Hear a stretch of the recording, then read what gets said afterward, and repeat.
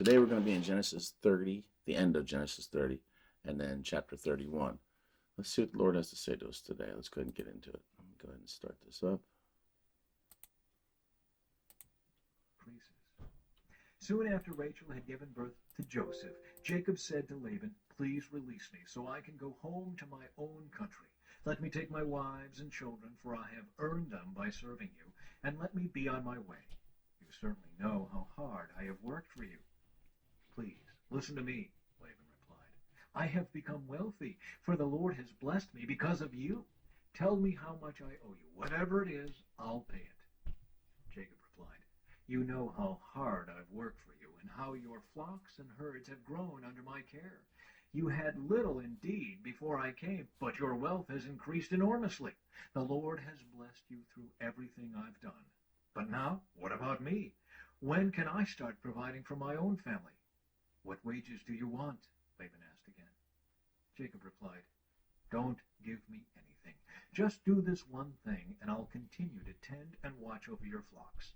Let me inspect your flocks today, and remove all the sheep and goats that are speckled or spotted, along with all the black sheep.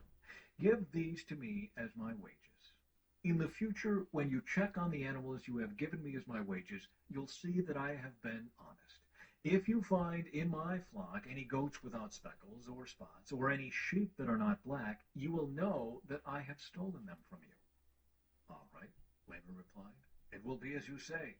But that very day Laban went out and removed the male goats that were streaked and spotted, all the female goats that were speckled and spotted or had white patches, and all the black sheep. He placed them in the care of his own sons, who took them a 3 days' journey from where Jacob was. Meanwhile Jacob stayed and cared for the rest of Laban's flock. Then Jacob took some fresh branches from poplar, almond, and plane trees, and peeled off strips of bark, making white streaks on them. Then he placed these peeled branches in the watering troughs where the flocks came to drink, for that was where they made it. And when they made it in front of the white streaked branches, they gave birth to young that were streaked, speckled, and spotted. Jacob separated those lambs from Laban's flock, and at mating time he turned the flock to face Laban's animals that were streaked or black. This is how he built his own flock instead of increasing Laban's. Whenever the stronger females were ready to mate, Jacob would place the peeled branches in the watering troughs in front of them. Then they would mate in front of the branches. But he didn't do this with the weaker ones, so the weaker lambs belonged to Laban, and the stronger ones were Jacob's.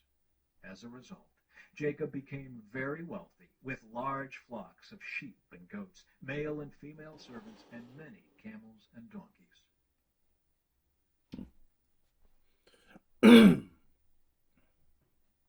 Chapter 31. Jacob flees from Laban. But Jacob soon learned that Laban's sons were grumbling about him. "Jacob has robbed our father of everything," they said. "He has gained all his wealth at our father's expense." And Jacob began to notice a change in Laban's attitude toward him. Then the Lord said to Jacob, "Return to the land of your father and grandfather, and to your relatives there, and I will be with you." So Jacob called Rachel and Leah out to the field where he was watching his flock. He said to them, "I have noticed that your father's attitude toward me has changed, but the God of my father has been with me. You know how hard I have worked for your father, but he has cheated me, changing my wages 10 times. But God has not allowed him to do me any harm. For if he said, 'The speckled animals will be your wages,' the whole flock began to produce speckled young. And when he changed his mind and said, 'The striped animals will be your wages,' then the whole flock produced striped young. In this way God has taken your father's animals and given them to me." One time during the mating season I had a dream and saw that the male goats mating with the females were streaked, speckled, and spotted. Then in my dream the angel of God said to me, "Jacob," and I replied, "Yes, here I am." The angel said, "Look up, and you will see that only the streaked, speckled, and spotted males are mating with the females of your flock. For I have seen how Laban has treated you. I am the God who appeared to you at Bethel, the place where you anointed the pillar of stone and made your vow to me. Now get ready and leave this country and return to the land of your birth." Rachel and Leah responded, "That's fine with us. We won't inherit any of our father's wealth anyway." He has reduced our rights to those of foreign women, and after he sold us, he wasted the money you paid him for us. All the wealth God has given you from our father legally belongs to us and our children. So go ahead and do whatever God has told you." So Jacob put his wives and children on camels, and he drove all his livestock in front of him. He packed all the belongings he had acquired in Padan Aram and set out for the land of Canaan, where his father Isaac lived. At the time they left, Laban was some distance away, shearing his sheep. Rachel stole her father's household idols and took them with her. Jacob outwitted Laban the Aramean, for they set out secretly and never told Laban they were leaving. So Jacob took all his possessions with him and crossed the Euphrates River, heading for the hill country of Gilead. Laban pursues Jacob. 3 days later, Laban was told that Jacob had fled. So he gathered a group of his relatives and set out in hot pursuit. He caught up with Jacob 7 days later in the hill country of Gilead. But the previous night, God had appeared to Laban the Aramean in a dream and told him, "I'm warning you, leave Jacob alone."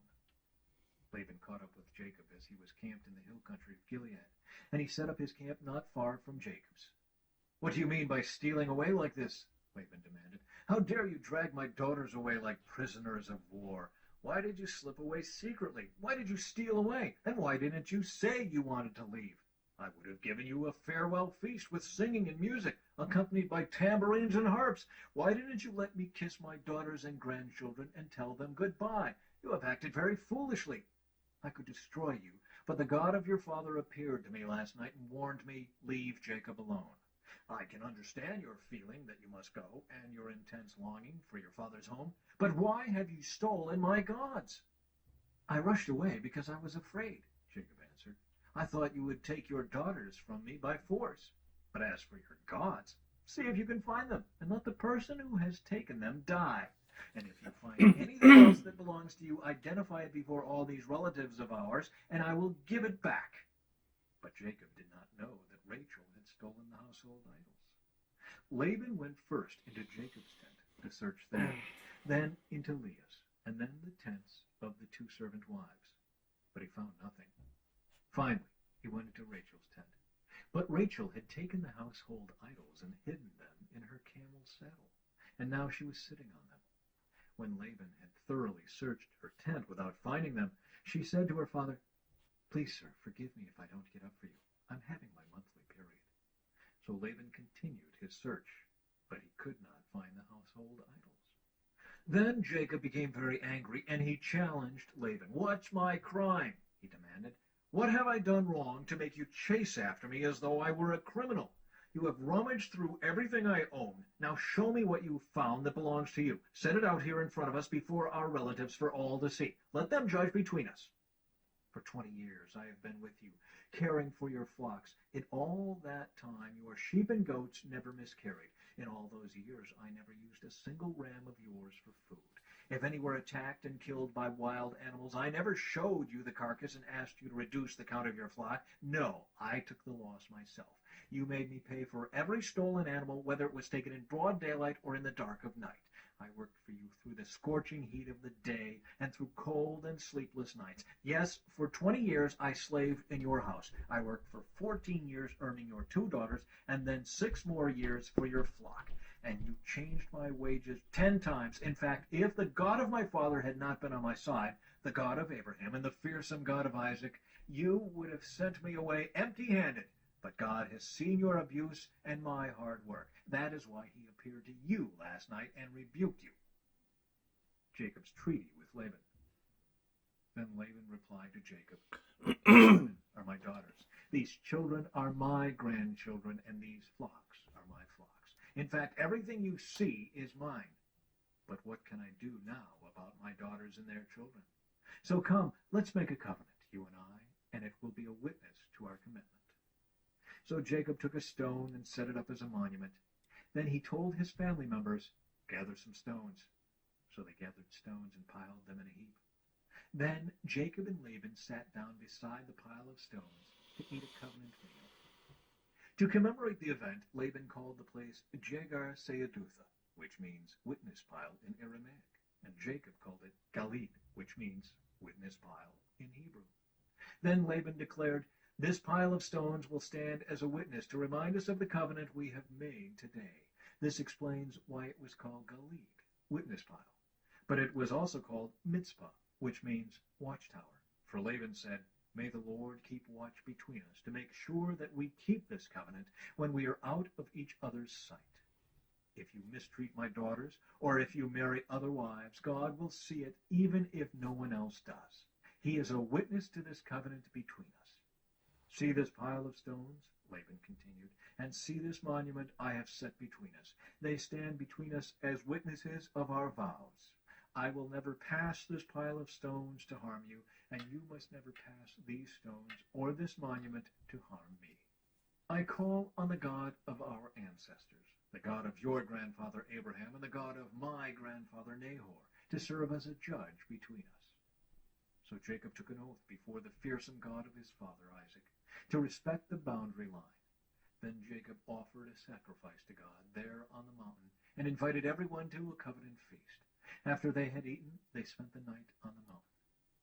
Laban got up early the next morning, and he kissed his grandchildren and his daughters and blessed them. Then he left and returned home.